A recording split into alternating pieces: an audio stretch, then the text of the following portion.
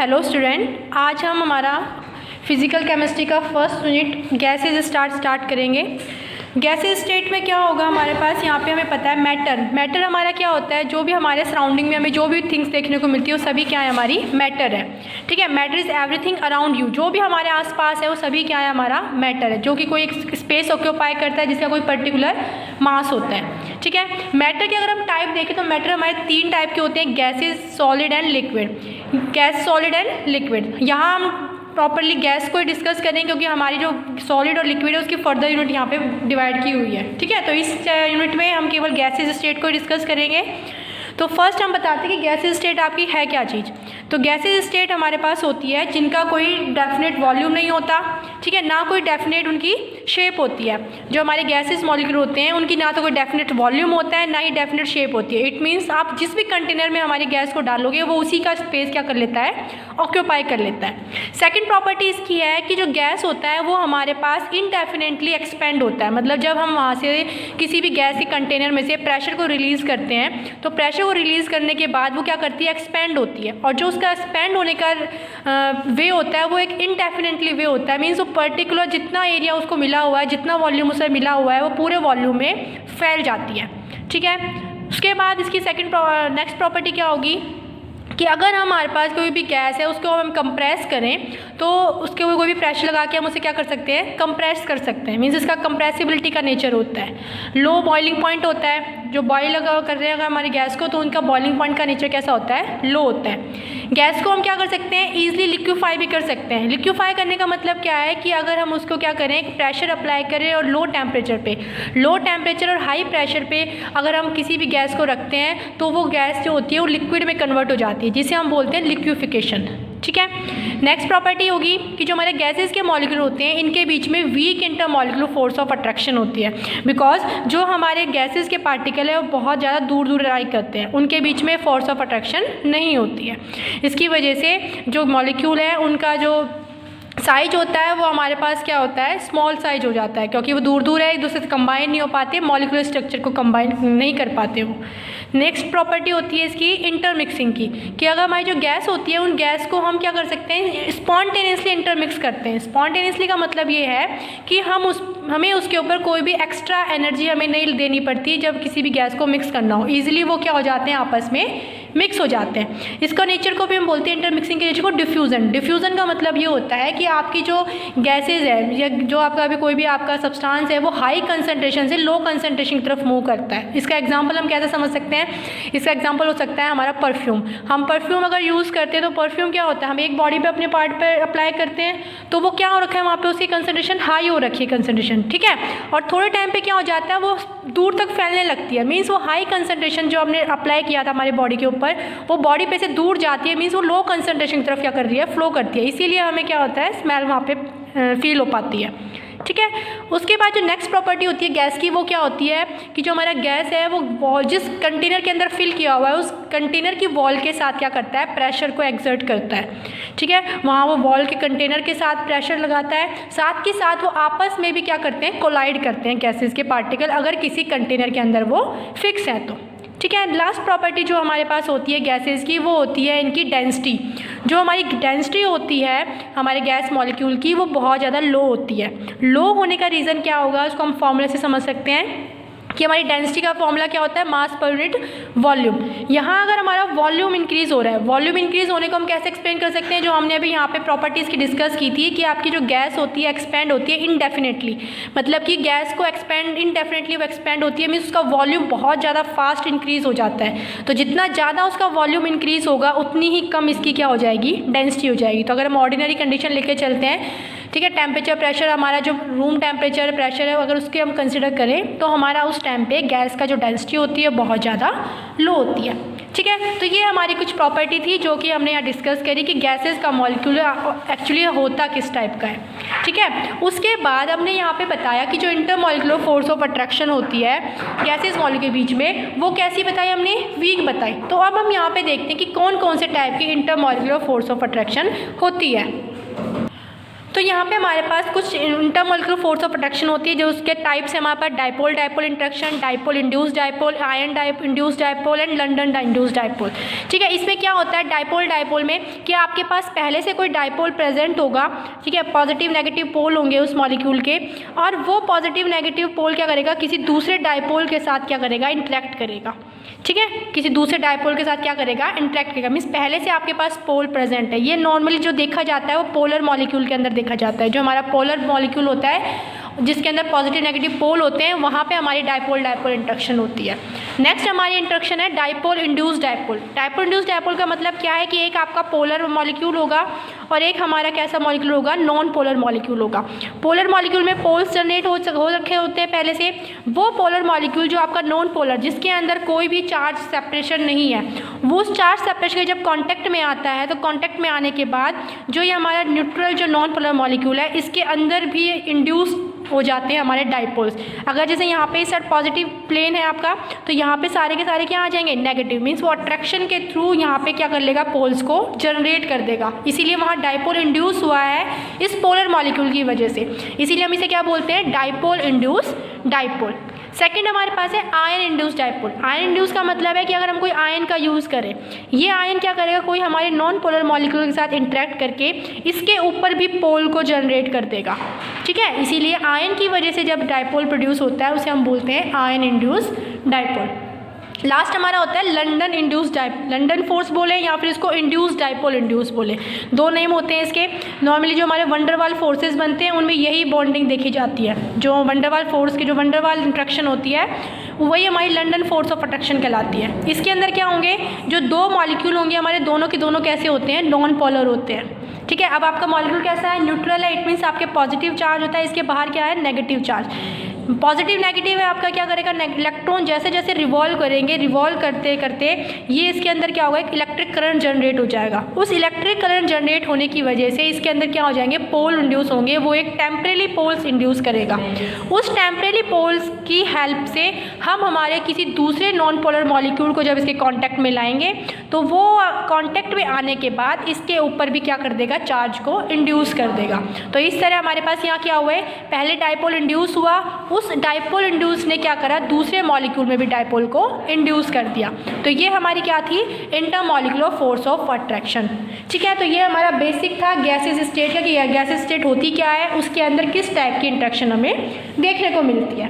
अब इसके बाद हमारे पास आता है काइनेटिक थ्योरी ऑफ गैसेस, कि आपके पास जो गैसेस हैं वो किस टाइप से मूव करते हैं, उनकी मूवमेंट किस टाइप से होती है। तो उसकी हम काइनेटिक्स को यहाँ पे स्टडी करेंगे। तो हमारी काइनेटिक थ्योरी ऑफ गैस क्या होती है, जो काइनेटिक थ्योरी ऑफ गैस होती है वो एक्सप्लेन करती है कि हमारे मॉलिक्यूल का नेचर कैसा है। ठीक है, उसका मॉलिक्यूल का नेचर कैसा है, वो किस टाइप से मूवमेंट कर रहा है, गैस हमारा किस टाइप से उसकी मोशन है, कैसे कैसे वो किसी वॉल से कंटेनर से स्ट्राइक करता है। ये सारी जो थ्योरी है वो हम किसके अंदर पढ़ते हैं, काइनेटिक थ्योरी ऑफ गैस के अंदर पढ़ते हैं। ठीक है, इसको जो हमारे पास जो माइक्रोस्कोपिक पार्टिकल जो थे, जैसे मैक्रो को तो हम पता कर लेते हैं कि आपके माइक्रोस्कोपिक पार्टिकल किस टाइप से, क्योंकि वो हमें नेक आई से दिखाई देते हैं। लेकिन जो माइक्रोस्कोपिक पार्टिकल है उनके बारे में जब हम स्टडी करते हैं तो वहाँ हमें इस काइनेटिक्स का यूज़ करना पड़ता है। ठीक है, तो जो नाम के साइंटिस्ट थे, मैक्सवेल, बोल्ट्जमैन, क्लैसियस, ये सभी इन सभी ने मिलकर क्या करा था, गैस के फीचर्स को एक्सप्लेन किया था। गैस के कौन से फीचर्स एक्सप्लेन किए थे, यहाँ पे जो माइक्रोस्कोपिक पिक्चर थी, उन गैसेस के जो मॉलिक्यूल थे उनके जो माइक्रोस्कोपिक पिक्चर थी, उन सभी को इन्होंने क्या किया था, एक्सप्लेन किया था। तो यहाँ पे हमारे काइनेटिक थ्योरी ऑफ गैसेस के कुछ पॉस्टुलेट हैं, उन पॉस्टुलेट को हम डिस्कस करते हैं। ठीक है, फर्स्ट पॉस्टुलेट क्या होता है हमारे पास काइनेटिक थ्योरी ऑफ गैसेस का, कि जितने भी आपके गैस के मॉलिक्यूल हैं वो सभी के सभी, गैस के जो मॉलिक्यूल है वो सभी के सभी हमारे पास बिल्कुल स्मॉल साइज ऑफ पार्टिकल से मिलके बने होते हैं। बहुत छोटे छोटे टिनी पार्टिकल्स होते हैं, उनका जब हम कंटेन एक सभी को कंबाइन करते हैं तो हमारा एक गैस का मॉलिक्यूल फॉर्म होता है। ठीक है, इसके बाद जो हमारे पास जो गैस का जो मॉलिक्यूल है, अगर हमें उसे किसी कंटेनर में फिल किया हुआ है तो उसमें जो उसका एक्चुअल वॉल्यूम जो उसने ऑक्यूपाई किया उस गैसेस के मॉलिक्यूल ने, वो हमेशा क्या रहता है, नेग्लिजिबल रहता है ओवरऑल वॉल्यूम के कंपैरिजन में। ठीक है, तो जो एक्चुअल वॉल्यूम होता है हमारे गैस के मॉलिक्यूल का वो क्या है, नेग्लिजिबल है।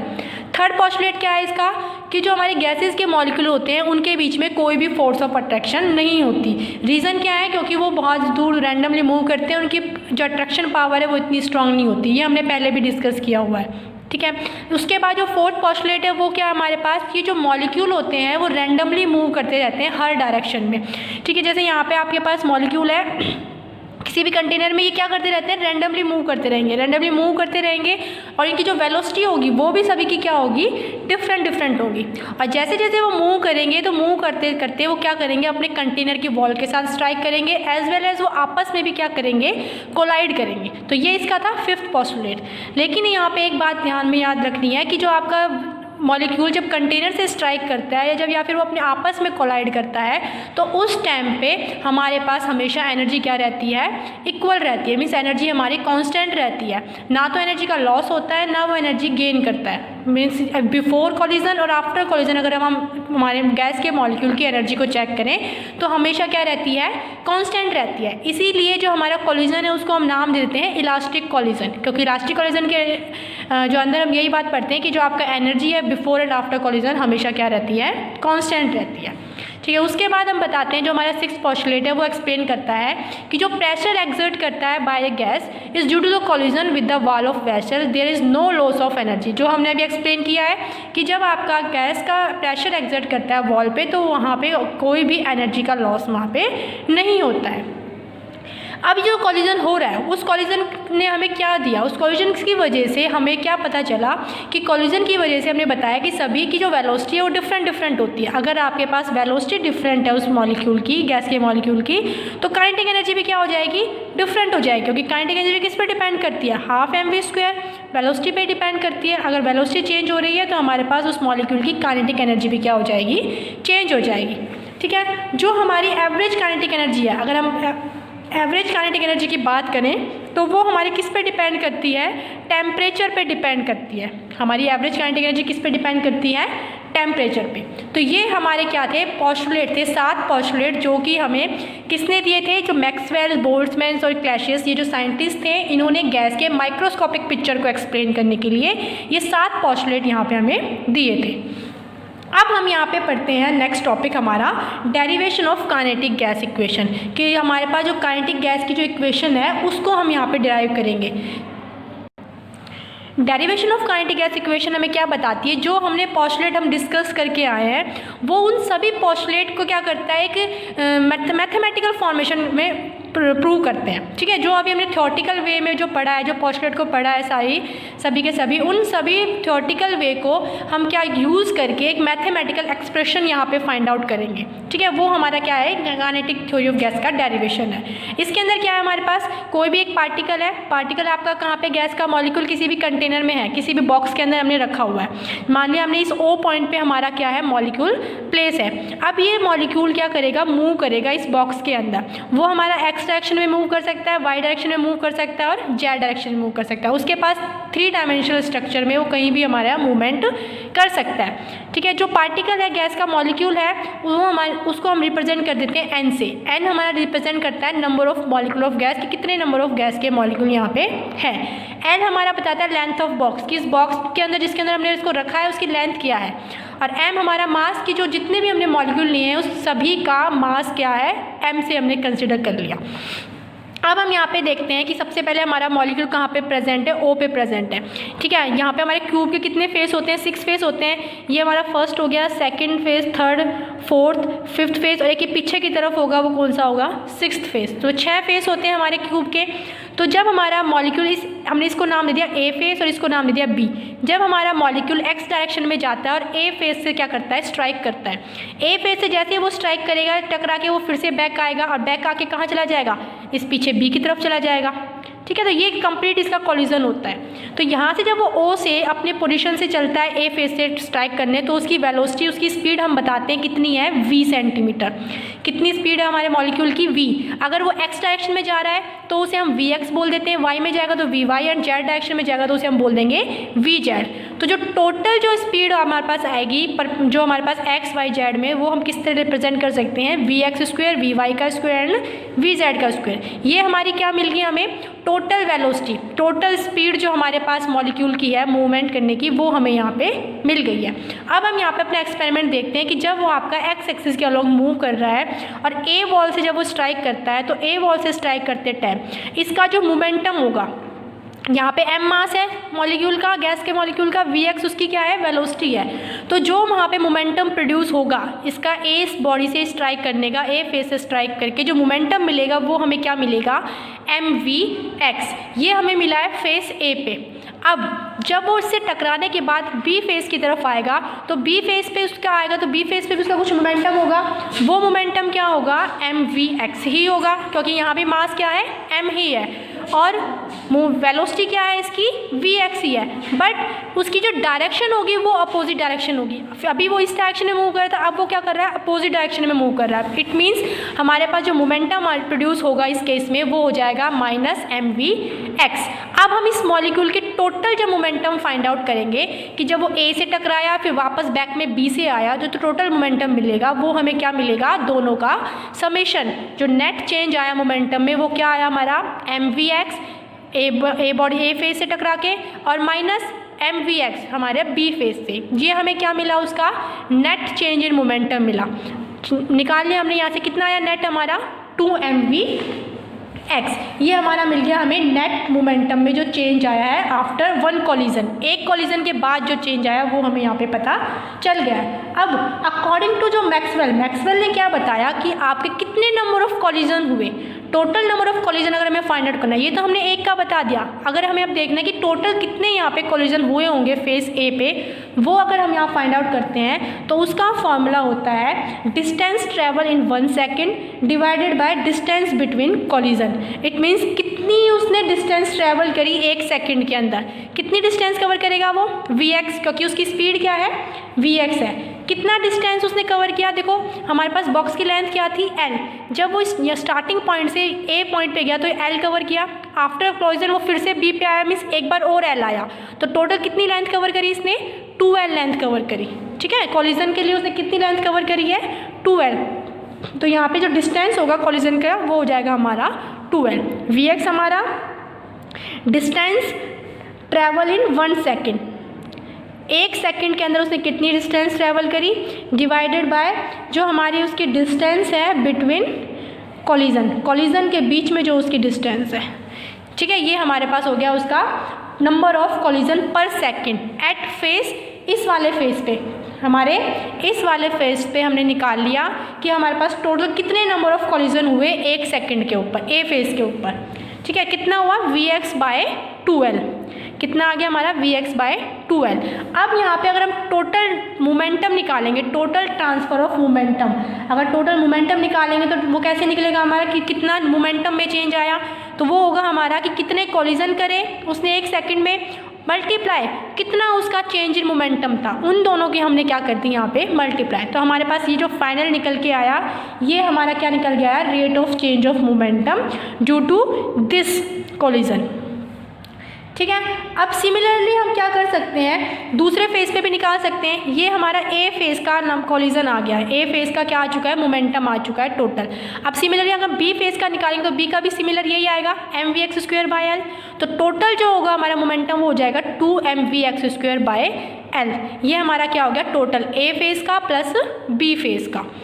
ये हमने लिया है एक्स डायरेक्शन में।